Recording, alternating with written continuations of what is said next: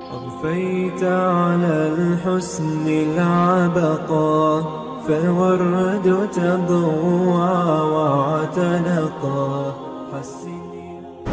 बिस्मिल्लाहिर्रहमानिर्रहीम। अपनी मिल्लत पर क़यास अक़वाम मग़रिब से न कर कि हास है तरकीब में कौमे रसूल हाशमी। उनके मज़हब का है रंगो नस्ल पर इन्हिसार और कुव्वत मज़हब से है मुस्तहकम जमीयत तेरी।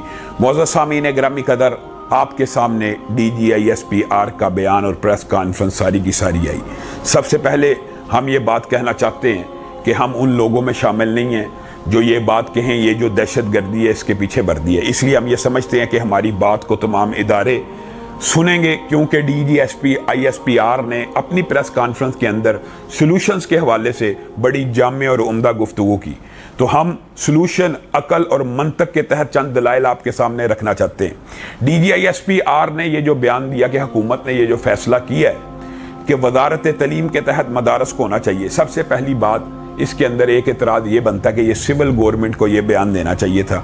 और फिर बिलफर्ज अगर आपने बयान दे भी दिया है तो हम आपके बयान को पॉजिटिव और मुस्बत मानों में लेते हैं, लेकिन आपके सामने चंद हकाइक रखना चाहते हैं कि आपके इन बयानियों के बाद, आपकी इन प्रेस कॉन्फ्रेंसों के बाद सिविल हुकूमत के जो वजीर होते हैं वो किस किस्म के ट्वीट करते हैं। फवाद चौधरी साहब ने ट्वीट किया है कि इस मुल्क के अंदर ये फैसला करना होगा, यानी ये मुल्क उस वक्त तक तरक्की नहीं कर सकता जब तक ये फैसला नहीं होगा कि मुल्क के अंदर मुल्ला ने राज करना है कि शऊर ने राज करना है। आपकी प्रेस कॉन्फ्रेंस के बाद ये आपके बयानिए को इस तरह पेश कर रहे हैं। आप बतलाइए, पाकिस्तान जब से बना है सिकंदर मिर्जा, यहिया खान, भुट्टो, अयूब खान, जियाउल हक, नवाज शरीफ, बेनजीर, जितने भी आज मौजूदा हुक्मरान, इनमें से कौन सा है जो मुल्लाइयत का नुमाइंदा है? इनमें से कौन सा है जो मदारस का फारग है? ये तो सारे के सारे आपकी सेकुलर यूनिवर्सिटियों के फारग हैं।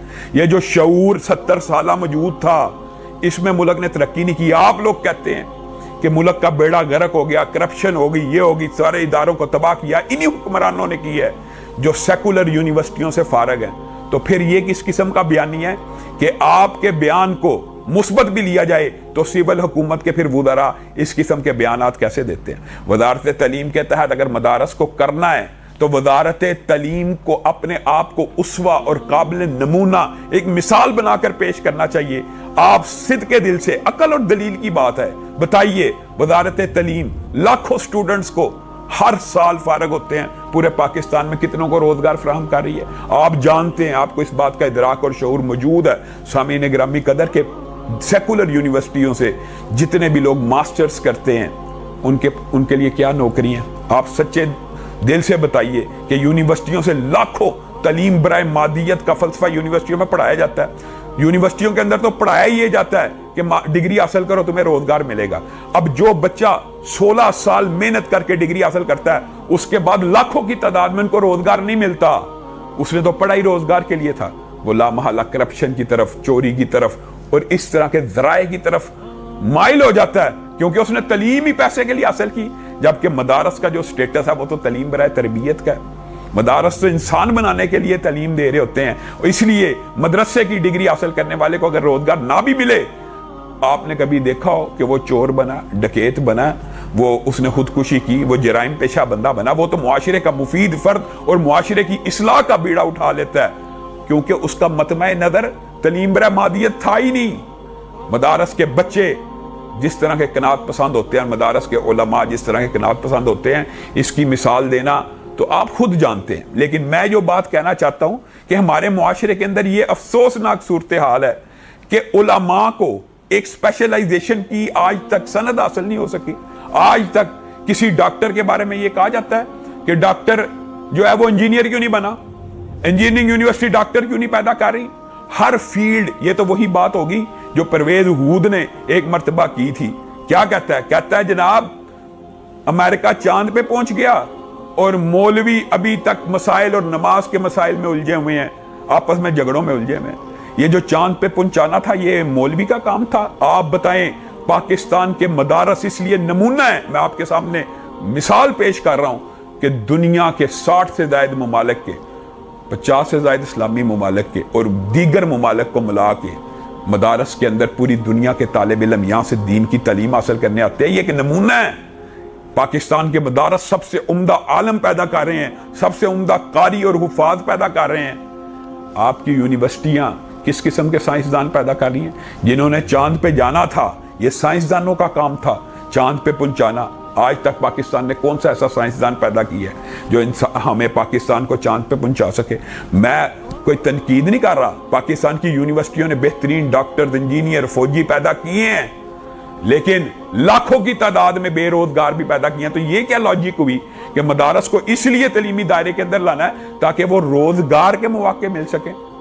ये बात अकल और मंतक के खिलाफ है। हाँ, अगर आप ये बात करें, हम मानने को तैयार हैं कि मदारस के अंदर दुनियावी तलीम होनी चाहिए, कितनी कम अज कम FA इंटरमीडिएट लेवल की होनी चाहिए। ये तो मदारस के खुद उलमा और मुतवल्ली और उनके जो इंचार्ज हैं वो अरसा दराज से इस बात को अपने मदारस में प्रमोट कर रहे हैं कि ठीक है, कम अज कम जो पाकिस्तान के अंदर निज़ाम तालीम है उसके अंदर जो बंदा FA FSC करने के बाद उसके पास रास्ते खुले होते हैं, वो अपनी मर्जी की फील्ड इख्तियार कर सकता है। तो ये मदारस के अंदर हम खुद चाहते हैं ये इस्लाहात हों, लेकिन वजारत तालीम इस इतबार से काबिल नमूना ही नहीं। उसकी कारकर्दगी आपको पता है, वजारत तालीम ने तालीम का जो बेड़ा गर्क किया है, ये एक ऐसी मिसाल है जनाब आली कि जैसे कहा जाए कि फौज को पुलिस के मातहत कर दो।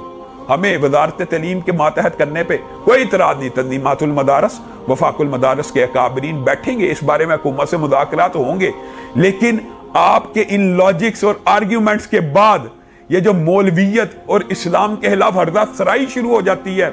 70 बरस से मौलवी ना ब्यूरोक्रेसी में, मौलवी ना अदालत में, मौलवी ना फौज में, मौलवी ना पुलिस में, मौलवी ना सियासत के आला ईवानों में, पाकिस्तान के इक़्तिदार के ईवानों में कितने को इस्लाम पसंद आज तक पहुंचे हैं? उसकी भी कुछ वजूहात है कि क्यों नहीं पहुंचने दिया जाता। लेकिन आप बतलाइए, ये पाकिस्तान के अंदर जो तरक्की का रुकावट है, इसका जिम्मेदार मौलवी है। अपनी नाकामियों को खान साहब और उनकी गवर्नमेंट ISPR के बयानों के पीछे छुपाने की कोशिश करती है। इसलिए हम ये चाहते हैं कि हम फौज के साथ हर मौके के ऊपर, हमें पाकिस्तान से इसलिए मोहब्बत है कि ये मुल्क इस्लाम के नाम पे बना है, इस मुल्क का मजहब इस्लाम होगा। आर्टिकल 2 के तहत यहां पे मदारस और दीनी तालीम को प्रमोट करना चाहिए, और मदारस NGOs हैं, ये बात आप भी मानते हैं। हम इस मुल्क के दिफा के लिए फौज के शाना बशाना लड़ने के लिए तैयार हैं। जब भी मुश्किल वक्त आएगा हम इसके साथ चलेंगे, लेकिन फौज को इन मामलात के अंदर हुकूमत की इस तरह सपोर्ट नहीं करनी चाहिए कि हुकूमत की तमाम तर नाकामियां जो है, हुकूमत अपनी नाकामियों पे पर्दा डालने के लिए ISPR के बयानों का सहारा ले। हम हुकूमत अगर सिद्ध के दिल के साथ, फौज सिद्ध के दिल के साथ मदारस के साथ ये मुज़ाकरात करे कि निसाब में ये इस्तिलाहात होनी चाहिए। अव्वल तो हमें साबित करके दिखाएं कि निसाब कौन से मदरसे के निसाब के अंदर फिरका वरीयत की कोई किताब है। ये प्रोपेगेंडा और झूठ है। हाँ, अगर आपको कुरान हदीस ही फिरका वरीयत लगता है तो ये फिर इसके अंदर उलमा का कसूर नहीं है। उलमा एक स्पेशलाइजेशन की डिग्री है। मैं पाकिस्तान की आला तरीन इदारों से, यूनिवर्सिटियों से 6 से ज़्यादा डिग्रियां मेरे पास मौजूद हैं। आपको सिद्ध के दिल से बताता हूँ, MPhil की डिग्री, मास्टर्स है मेरे पास, LLB मैंने किया हुआ है। लेकिन मैं आपको सिद्ध के दिल से बताता हूँ, ये जो 16-16, 18-18 साल की डिग्रियां, अल्लाह की कसम कुरान की 1 साल की तालीम का मुकाबला नहीं कर सकती। आपने किस तरह ये बात कर दी? आपको शायद इस बारे में इदराक और शऊर ही नहीं है। फवाद चौधरी साहब, आप मुल्लाइयत के बारे में हर वक्त हरदा सराई करते रहते हैं। आपकी अपनी मिसाल पता क्या है? फवाद चौधरी साहब, आप हर हुकूमत के कासा लेस हैं। आपकी मिसाल तो आपको पता सोशल मीडिया में किस सब्जी के साथ दी जाती है, जो हर सालन में एडजस्ट हो जाता है। मुशर्रफ के आप साथी, पीपल्स पार्टी के आप साथी, खान के आप साथी, और हर एक के स्पोक्समैन रहे हैं, हर एक के बारे में गुफ्तगू करते रहे हैं। तो इतनी ना बड़ा पाकी दामा की हकायत, दामन को जरा देख, जरा बंदे कुबा देख। हम आपसे ये बात कहते हैं कि फ़हम तफ़हीम के साथ, उलमा के इज़्ज़त और एहतराम के साथ, मदारस को अगर आप खौफ से डरा के इस तरह जोर ज़बरदस्ती और ट्वीट्स करके बंद करना और इनके ऊपर जबरी मुसल्लत होना चाहते हैं, ये आपकी खाम ख्याली है, ये आपकी भूल है। वमा अलैना इल्लल बलाग।